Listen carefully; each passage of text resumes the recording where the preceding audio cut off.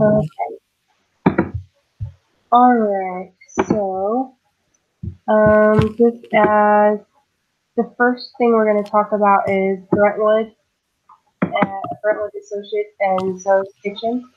And so I'm just going to give a rundown of it because I don't know about you. I read enough case studies every week. I forget which is which. I do So too. yeah. This one is the one where Brentwood is like the investor, and they've invested in this restaurant. It's kind of small, but they're thinking about launching it public and starting to sell shares. And then they're talking about different ways they could exit.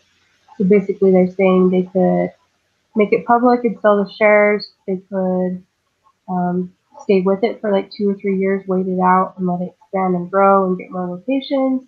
Or they could maybe um, sell it out to like another type of investor.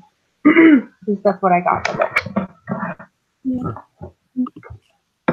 Okay, so let's see. First question. Put yourself in the shoes of Brentwood Associates Management. You must decide whether or not you will exit Zoe's Kitchen now, and if so, what is the best exit option? As a group, vote what should Brentwood do with Zoe's Kitchen.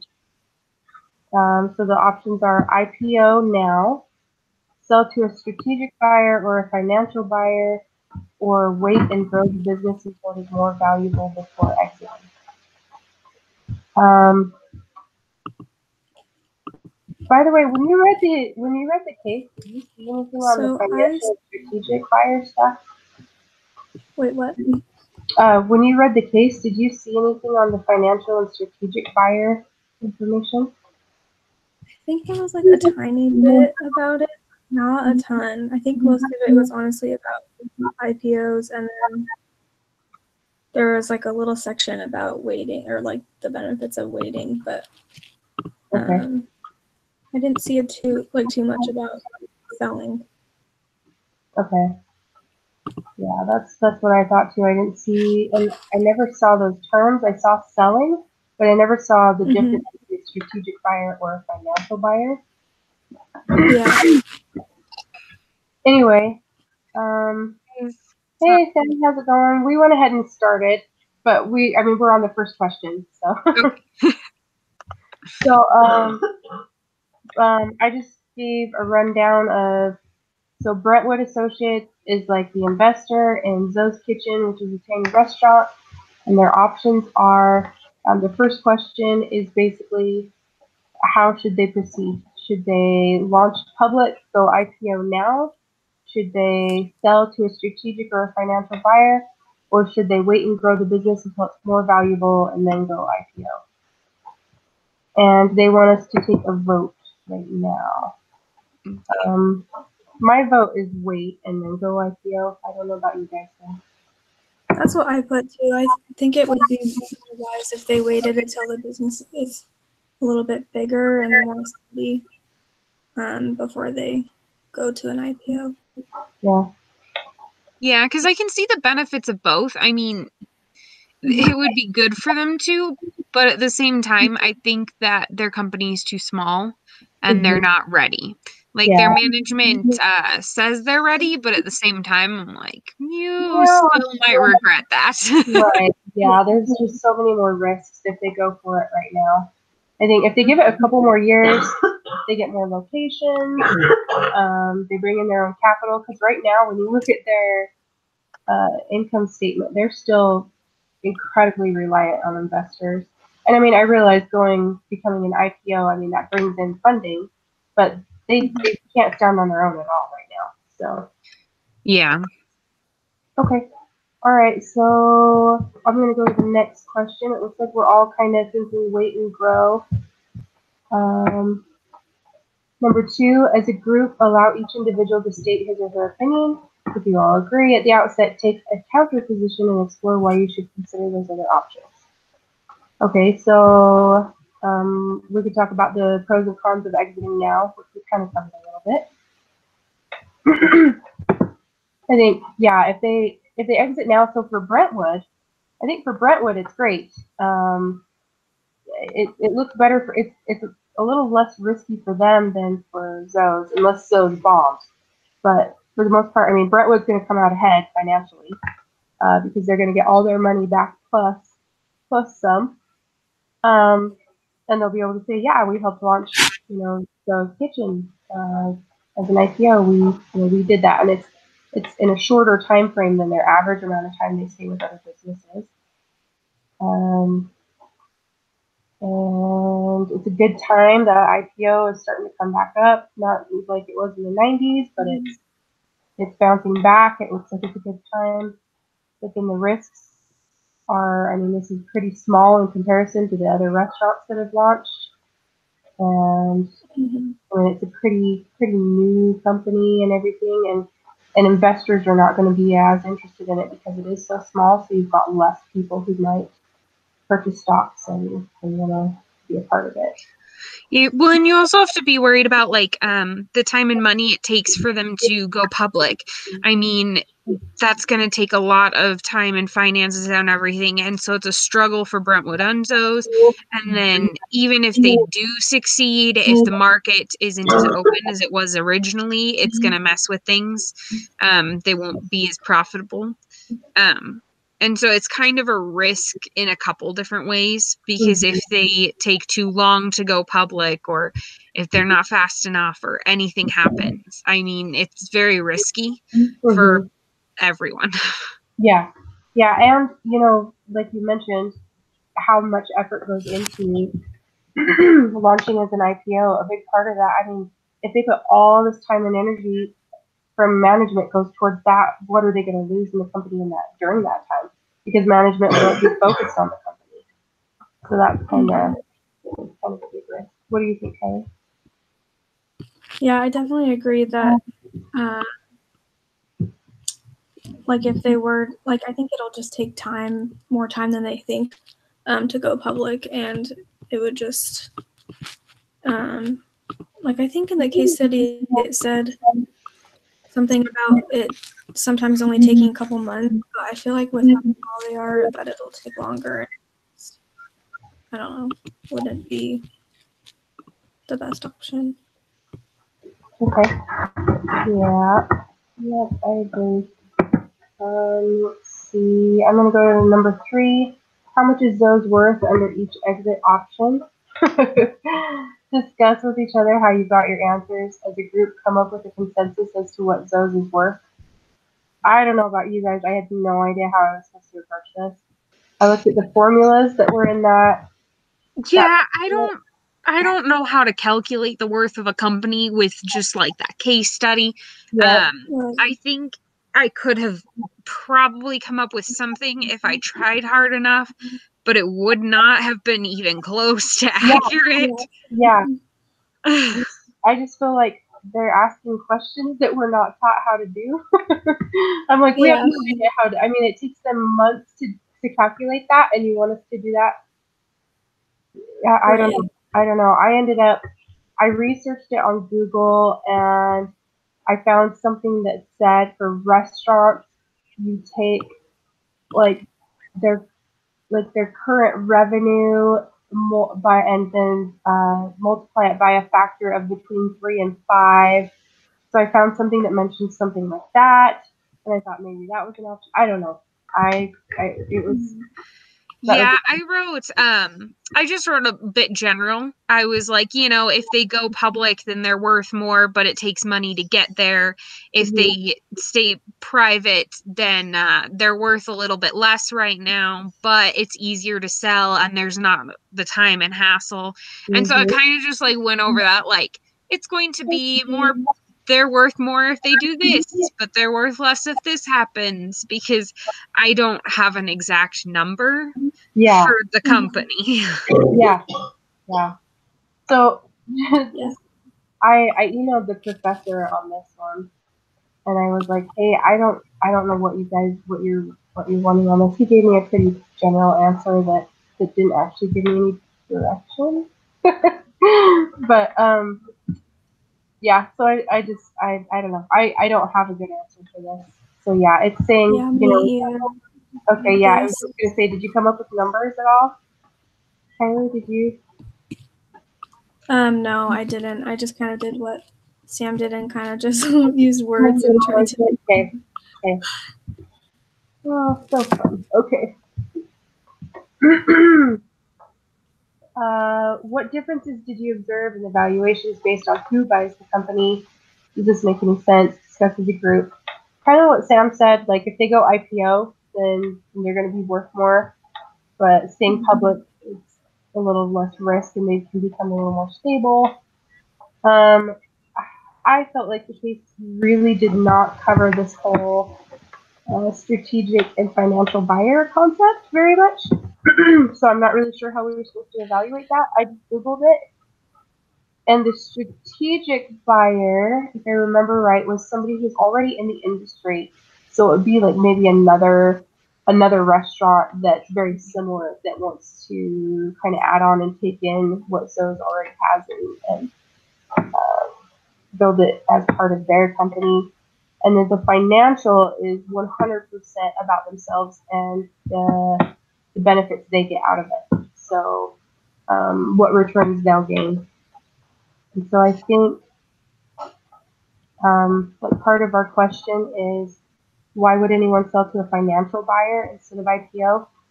I think the financial buyer, if you don't care about your company and you're just trying to sell it, then that might be a good way to go because they're just looking for a return, but they don't care about the well-being of the company. Whereas I think if you're going with the IPO, you're going long-term. Like, I mean, if you're going public, you're planning on staying hanging in there for a while. Yeah, but if they're staying private and they don't want to merge with anything else or be owned by some other company, basically, then financial wouldn't be a bad way to go. I even put like strategic buyers you'd probably get more money from too because they're looking to turn those into something. They're looking to either merge it with their current company or turn it into its own company. So they have plans for it. But financial buyers, it's just kind of another way to sell it privately without being quite as involved, I guess. Yeah. Okay. Yeah. Yeah, I can see that. I can see how it would be beneficial. I think I would just have a really hard time building up this company and really working for it and creating it and then selling to a financial buyer when I know they don't really care about the business as much. Do you know what I mean? But that's more personal, not about the I don't know. I mean the financial benefits of it. Well, and honestly, I might be skipping ahead a little bit here, but I put that Brentwood should just wait and not sell it yet because it's around their average time for selling, but at the same time, Zoza is still growing. And so I think if they wait to go public, but also keep the company and don't sell right now, it would be the best for them and Zoes. I think it would give Zoe's time to grow and Brentwood would still be getting good benefits from it. Yeah.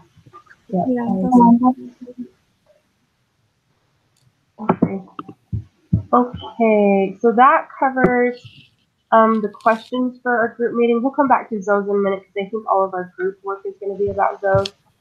But they do want us to talk about the Gymshark case, assess this venture from Gymshark's perspective. So hopefully I get this right because I didn't review this one before I set up the meeting. This is the one where the guy bought the existing business that was kind of struggling, right? And he invested $100,000 of his own money into like the aluminum company, I think. So he bought the company with his own money and he like leveraged his house and everything. Right. So it's very contingent on his success. And it's a company that really needs help. It doesn't even have proper documents for like tracking sales or anything like that. Like he's not entirely sure how profitable it is because the numbers are kind of sketchy. And the previous owner just said, oh, well, my dad and I took more out of the company. So, you know, it's more profitable than that. Yeah. That was basically the case. Yeah. Okay. So yeah, our first question, it said assess it from his perspective. I think Jim has a lot of experience that will, like a lot of the issues he's dealt with that type of issue before, and he's run similar well, more manufacturing companies, but I think he's got a lot of experience that could help, but I think it was a huge risk. Like, that was a huge risk to take on this one. Because, yeah, like you said, it's really not even documented very well.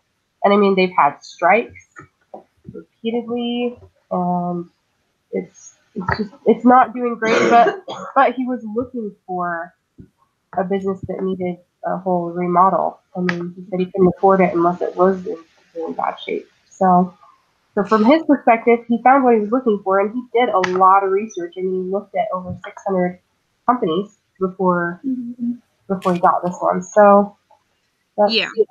I don't know, that's my take on it.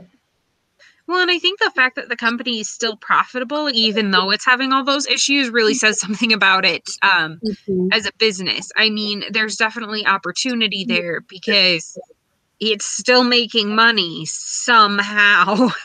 Yeah. And so I think that honestly he chose a good business. He just needs to learn about it. And on the upside, like you said, he has a lot of experience with this. Like, he's worked with workers' unions and stuff like that before, so he can easily figure out all the workers' rights issues and stuff like that. It's more of a priority for him. So I think it'll be easier to get the company into a good shape that he likes and also that the employees like. Yeah, I agree. Okay. Says, how has Jim Sharp purchased this venture? What are the implications of this financial structure? You kind of already covered that. I think he put like 100,000. He had 150 saved. I think he put 100 of his own towards it. Like you said, his house, and then he also had some bank loans. Yeah. Mm-hmm. Right? Okay. Yeah. Which it's nice because he really doesn't have anybody else telling him what to do so much. It's just as long as he stays on track and is able to pay those bank loans and pay down his debt and stay on top of things, he'll be fine, and he has the final say. So that's what's beneficial of not having like a venture capitalist or somebody who's going to say, no, this is how I want you to do it. I own a percentage. Yeah, and it's kind of all on him, which is the way that he wanted it. He wanted it to be his business and his risk, and he definitely has that. It's just if he falls behind or anything like that happens, he could easily lose the house and stuff like that. And so it's very much so the pressure's on now. Yeah, no. Next question: what should Jim Sharp do on his first day as owner of Extrusion Technology? So I put that he should get to know his staff because I mean, he wasn't really allowed to talk to them before that. And then he was just kind of thrown into it like, and this is the new owner. Yeah. Yeah. That's what I put too, like to build a trust with the employees and stuff so they can get to know each other and work better together. Yeah. Well, and the employees probably know a lot about the company too. Like some of the paperwork that's missing for sales and things, he might be able to find out at least a little bit about. And they can tell him what the issues are with the company and stuff like that. He could get a lot of good information about how things are run and how they need to be fixed from the people who work there. Yeah. Right. Yeah, I agree. I also, like, from the employee's perspective, can you imagine your boss just walks out, hey, I sold the company, and here's the new guy, have a nice day. Like, you would be so nervous and be thinking, okay, do I need to be looking for a new job? What does this guy want? What does he foresee? So I think one of the first, like, he walks out there, and I think you should say, hey, you know, everybody gather around. Let me introduce myself. I think we should talk about a little bit about his experience, a little bit about what he foresees for the company, what he wants to bring to the table. And then one of my last classes talked about when you're trying to create a bond and acceptance with employees, you expose something personal about yourself. And like you talk a little, and so I thought it would be kind of nice if you talked a little bit about his situation, say, hey, I've invested some of my own money in this. You know, and just talks a little bit, you know, makes himself a little bit vulnerable and says, you know, that way it shows the employees, hey, this guy's serious. It's, you know, and they'll be more supportive and understanding of him as well. Yeah. Let's see. What should his action plan be for the next 6 months, the next 12 months? What should his priorities be? So I kind of just put fixing the company. I said, like, for the next 6 months, he should probably start with the workers' rights issues and all of that. And starting to figure out all the paperwork that was missing, starting to at least figure out what they're making on each deal. Like, how is the selling process going? Getting to know, like, how the actual business is running. And then in the next 6 months after that, like going 12 months, he would probably want to work on actually fixing all of the processes, because then he'll hopefully have at least a good general idea of how things are being run, and so he can go more in depth and fix the issues within the company instead of just the issues with workers' rights and stuff like that. Yeah, I agree. I thought there were a few things that he could start working on now, like the case mentioned that the amount, I'm trying to remember how it's phrased, the amount of raw material that's produced is way more than they need for production, something like that. And that costs money to store, and you know what I mean? It's just one of those expenses that doesn't need to be there. And so he could eliminate that. And he talks about how he's good at finding, like, making changes on prices and margins. And I thought he could start working on that. He could, once he gathers the data, he can start looking at where he can tweak those and start and talk to people who work there. Like you said, Sam, like talk to people who do have the experience in the company and can give them a little background on how things are going. It also says that they have a bad reputation with people who buy from them. That's going to take time to fix. And I think they should start on that right away. Like start, making sure if that they stick to their work. If this is what we're going to provide and when we're going to do it. And, that's true, because especially with a new boss, if you say, someone just bought the company, it's under different management, then sometimes people are like, okay, we'll give it another chance. Right. If it goes badly after that, then they're like, no, never mind. Yeah, especially if it's been run poorly before and it looks like it's going to continue. I don't know. That would be pretty scary when you're trying to, you're trying to produce your own material and you need things to come in on time. Yeah. Okay, last question. Did Jim make the right acquisition? Explain. I think so. There's a lot of risks involved, and he's gonna be very busy for the next 12 months. It's going to be really hard on him, but I think in the long run he got what he was looking for, and I think he could really turn this around.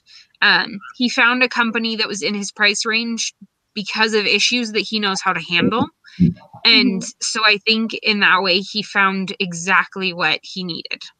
Yeah, I agree. I think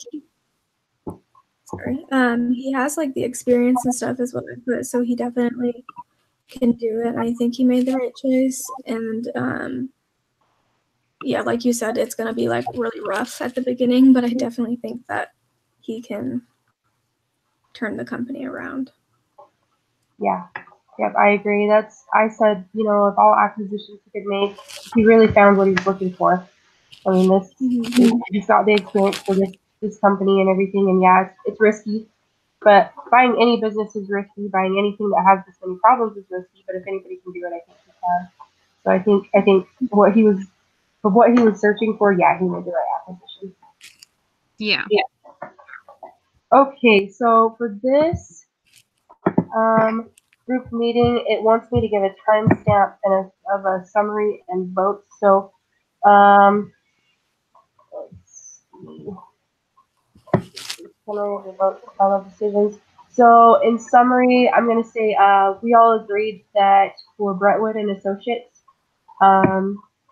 they should wait and grow the business, and that it's wait till it's a little more valuable before exiting and not launch the IPO now. And in summary, on the Jim Sharp case, we think it was the right acquisition, and that he made the right decision. Do you guys want to add to that at all? Sounds great. Okay. Okay, cool. I am going to stop the recording and then I'll pull up our group questions and just make sure we're all kind of on the same page real quick. Sounds good.